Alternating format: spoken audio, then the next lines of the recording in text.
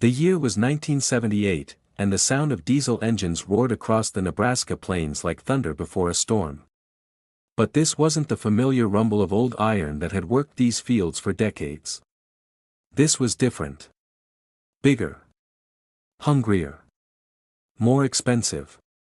Jake Morrison stood at the edge of his father's freshly turned grave, dirt still dark under his fingernails from the funeral just 3 days prior. The April wind carried the scent of fresh earth and diesel exhaust from the neighboring Kowalski farm, where a brand new John Deere 4440 was making its inaugural pass through the spring wheat stubble. The machine was massive, gleaming green and yellow in the afternoon sun, worth more than most people's houses. "That's what farming looks like now, Jake," his cousin Danny had said at the funeral reception, gesturing toward the Kowalski operation with a beer in his hand. "Your dad's old ways died with him. Time to join the 20th century." Jake's father, Robert Morrison, had left him 480 acres of prime Nebraska farmland and a 1947 Farmall M tractor that had been faithfully maintained but was older than Jake himself. The land was good, black soil that could grow anything you planted in it, but it came with a $47,000 mortgage that felt like a weight on Jake's chest every time he thought about it. At 29, Jake had worked this land since he could walk, learning every contour, every wet spot, every productive acre from a man who believed that debt was the devil's own invention. Robert Morrison had bought the farm in 1952 with cash saved from his service in World War II, but medical bills from his final illness had forced him to mortgage the land he'd sworn would always be free and clear. "Son," his father had whispered in those final weeks, his voice barely audible above the hospital's mechanical hum, "don't let them convince you that bigger is better. The land will provide if you treat it right and keep the bankers at bay." Now, standing in his kitchen with the mortgage papers spread across the same oak table where his father had planned every crop rotation for 30 years, Jake faced a choice that would define not just his farming operation, but his entire life philosophy. The agricultural extension agent had visited just that morning, a young man in a crisp white shirt who spoke with the confidence of someone who had never missed a meal or worried about a payment. "Mr. Morrison," he'd said, consulting his clipboard, "with commodity prices where they are and the efficiency gains from modern equipment, you'd be foolish not to leverage this operation. A new 4440 like your neighbors, maybe a bigger planter, some tillage equipment, you could double your productivity." The numbers he'd shown were seductive. Corn at $2.25 a bushel, soybeans pushing $6.50. With the right equipment, Jake could farm not just his 480 acres, but rent additional ground from neighbors who were getting too old to work it themselves. The loan payments would be substantial, but the projected income increases would more than cover them. "Everyone's doing it," the agent had continued, his pen clicking nervously. "The Kowalskis just signed for $180,000 in new equipment. The Hendersons down the road are looking at a complete line replacement. Even old Pete Novak is talking about trading up from that ancient Oliver he's been nursing along." But Jake remembered his father's stories about the 1930s, tales passed down from Jake's grandfather about farmers who had leveraged everything on the promise of good times that never came. He remembered the quiet pride in his father's voice when he'd talk about owning his land outright, about sleeping soundly because no banker could take away what was his. That evening, Jake walked the fence lines of his property, something he'd done with his father countless times over the years. The old woven wire was sagging in places, held up more by habit than by structural integrity. Posts that had been set in the 1950s were rotting at the ground line, and entire sections would need replacement before another winter. As he walked, Jake noticed something his father had always pointed out but that he'd never fully appreciated: the difference between his neighbor's fields and his own wasn't in the equipment used to work them, but in how the land was managed. The Kowalski farm, for all its impressive machinery, showed signs of erosion where the big equipment had compacted the soil. Fence rows had been removed to accommodate larger implements, eliminating wildlife habitat and natural windbreaks. His father's farm, by contrast, was a patchwork of smaller fields, each one managed according to its specific characteristics. The old Farmall M might not cover ground as fast as the new John Deere's, but it was paid for, reliable, and perfectly suited to the careful, methodical farming that had sustained this land for decades. That night, Jake sat at his kitchen table with a calculator, a cup of coffee, and a decision to make. The mortgage payment was $847 a month. With careful management and the income from his current operation, he could make those payments, but there would be little left over for improvements or emergencies.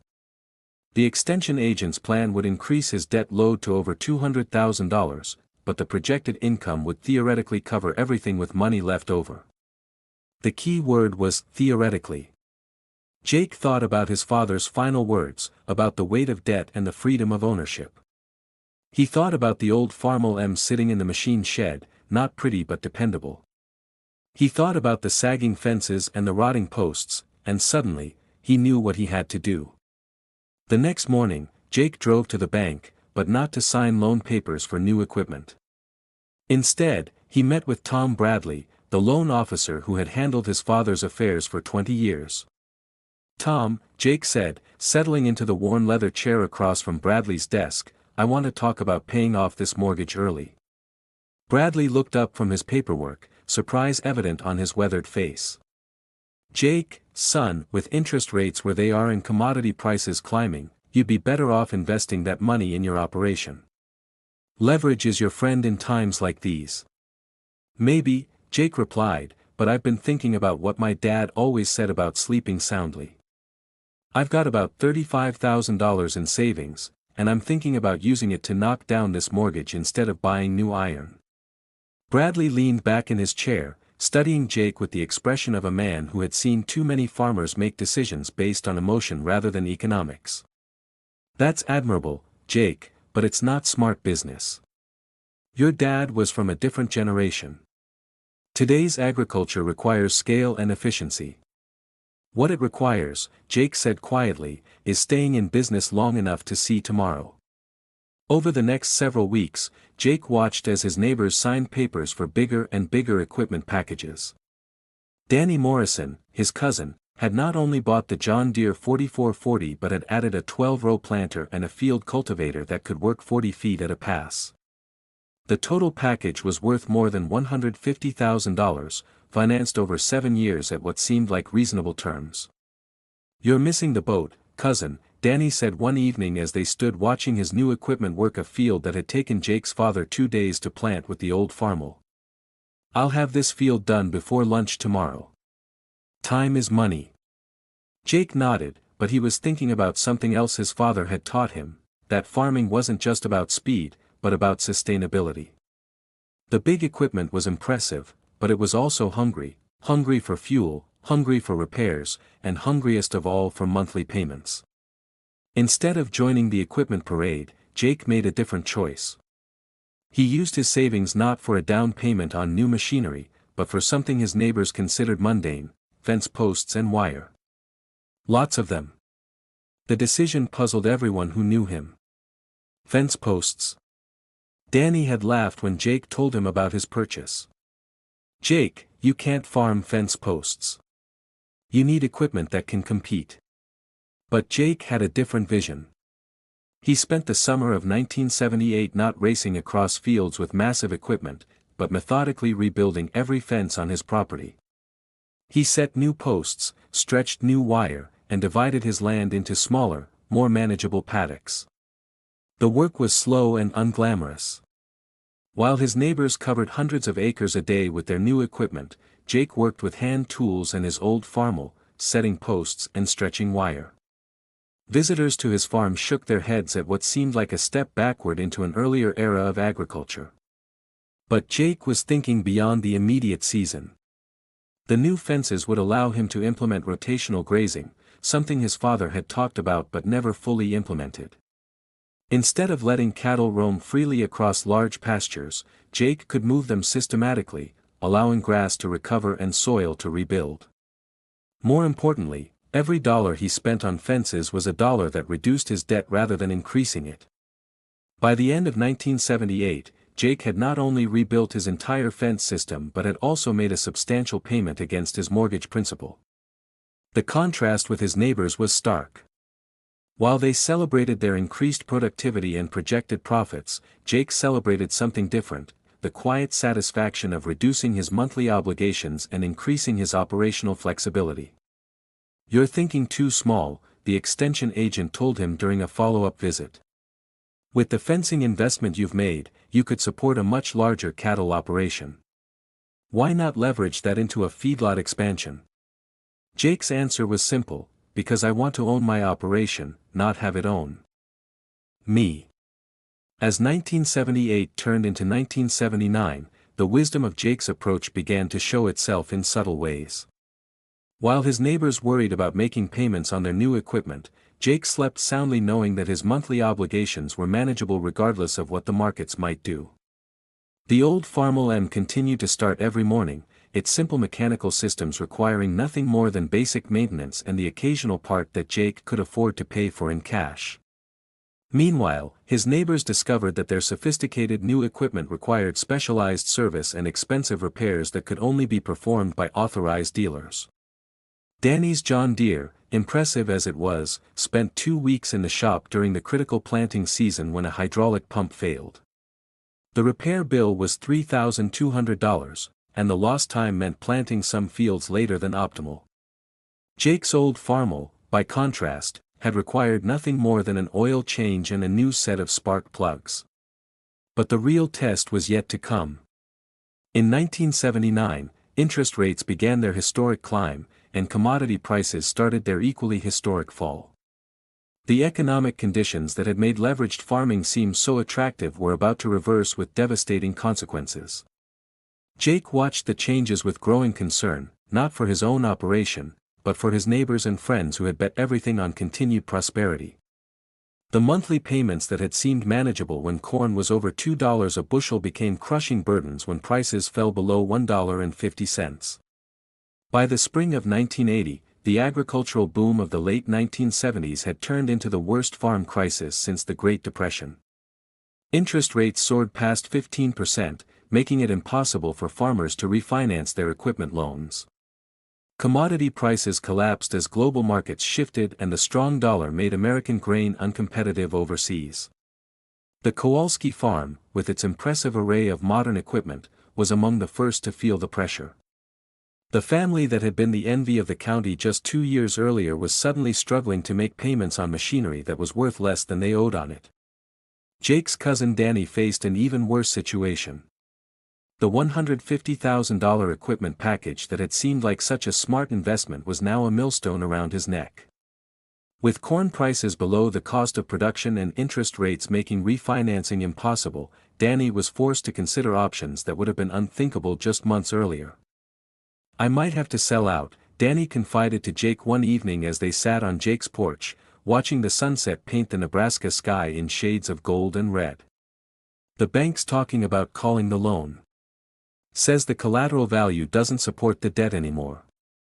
Jake listened without judgment, remembering his father's warnings about the dangers of debt and the importance of financial independence. He thought about offering to help, but he knew that Danny's problems were too big for any individual solution. Instead, Jake focused on his own operation, which was not only surviving the crisis but actually thriving. With his mortgage nearly paid off and no equipment payments to worry about, he had the flexibility to adapt to changing market conditions in ways that his heavily leveraged neighbors could not. When commodity prices fell, Jake could afford to hold grain in storage, waiting for better prices. When input costs rose, he could reduce expenses without worrying about making payments on depreciating equipment. Most importantly, when opportunities arose to rent additional ground from neighbors who were struggling, Jake had the financial flexibility to take advantage of them. The fencing investment that had seemed so mundane in 1978 proved to be one of the smartest decisions Jake had ever made. The rotational grazing system he had implemented allowed him to carry more cattle on less land while actually improving soil health.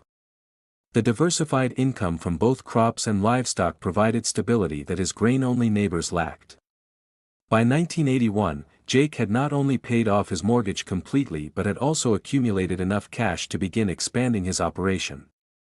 Not through debt, but through careful reinvestment of profits and strategic purchases of distressed assets from neighbors who were forced to liquidate. The old Farmall M, now 34 years old, continued to be the backbone of his operation. Jake had learned to maintain and repair it himself, and its simple, robust design meant that parts were readily available and affordable. While his neighbors struggled with complex hydraulic systems and computerized controls, Jake's tractor started every morning and worked every day. The contrast between Jake's approach and that of his neighbors became even more pronounced as the farm crisis deepened. Farms that had been showcases of modern agriculture just a few years earlier were now being sold at auction, their expensive equipment bringing pennies on the dollar. Jake attended some of these auctions, not as a spectator but as a buyer. With cash in hand and no debt obligations, he was able to purchase quality used equipment at fraction of its original cost. A disc harrow that had cost $15,000 new in 1978 sold for $3,500 in 1982. A grain drill worth $12,000 brought $2,800 at auction. But Jake's most important purchases weren't equipment at all. They were land. As over-leveraged farmers were forced to sell, Jake was able to acquire additional acreage at prices that reflected the distressed nature of the market. He bought not with borrowed money, but with cash accumulated through years of careful management and debt avoidance. By 1983, Jake's operation had grown from 480 acres to nearly 800 acres, all owned free and clear. His cattle herd had expanded to take advantage of the improved pasture management made possible by his fencing investments. Most importantly, he had achieved something that had eluded many of his neighbors: true financial independence. The old Farmall M, now approaching 40 years of service, had been joined by a few carefully selected pieces of used equipment, all purchased with cash and chosen for their reliability rather than their sophistication. Jake's machine shed looked nothing like the showcases of modern agriculture that had impressed visitors in the late 1970s, but every piece of equipment in it was paid for and dependable. Danny Morrison's story had a different ending. Unable to service his debt and facing foreclosure, he had been forced to sell his farm and equipment in 1982. The John Deere 4440 that had been the pride of his operation brought less at auction than he still owed on it. After paying off his debts, Danny had nothing left but the bitter knowledge that his pursuit of modern efficiency had cost him everything his family had built over generations. "I should have listened to your dad," Danny told Jake at the auction where his farm was sold. "He always said that debt was dangerous, but I thought he was just old-fashioned." Turns out he was right about more than just farming. Jake's success during the farm crisis of the early 1980s wasn't just about avoiding debt, though that was certainly a crucial factor. It was about understanding that true wealth in agriculture comes not from impressive equipment or maximum production, but from sustainable practices and financial independence. The fencing investment that had seemed so mundane in 1978 had proven to be transformational. The rotational grazing system it enabled had improved soil health, increased carrying capacity, and provided a stable income stream that helped weather the commodity price collapse. The diversified operation was more resilient than the specialized grain farms that had seemed so efficient during the boom years. But perhaps most importantly, Jake's approach had preserved something that many of his neighbors had lost: the ability to make decisions based on what was best for the land and the operation rather than what was necessary to service debt. Financial independence had given him operational independence, and that freedom had made all the difference. As the 1980s progressed and agriculture began to recover from the crisis, Jake's operation continued to evolve and grow. But the lessons learned during those difficult years remained central to his philosophy: that sustainable agriculture requires not just good farming practices, but sound financial management. The old Farmall M, now a genuine antique, remained in service well into the 1990s, a testament to the value of simple, reliable equipment and the wisdom of buying only what you can afford to own outright. When Jake finally retired it to a place of honor in his machine shed, it had worked the same land for nearly 50 years, outlasting dozens of more modern machines and helping to build an operation that had survived and thrived through some of the most challenging times in American agricultural history. Today, as a new generation of farmers faces similar pressures to leverage and expand, Jake's story serves as a reminder that sometimes the most radical thing you can do is to choose the conservative path. In a world that celebrates growth and efficiency above all else, the simple act of paying off debt and building equity can be revolutionary.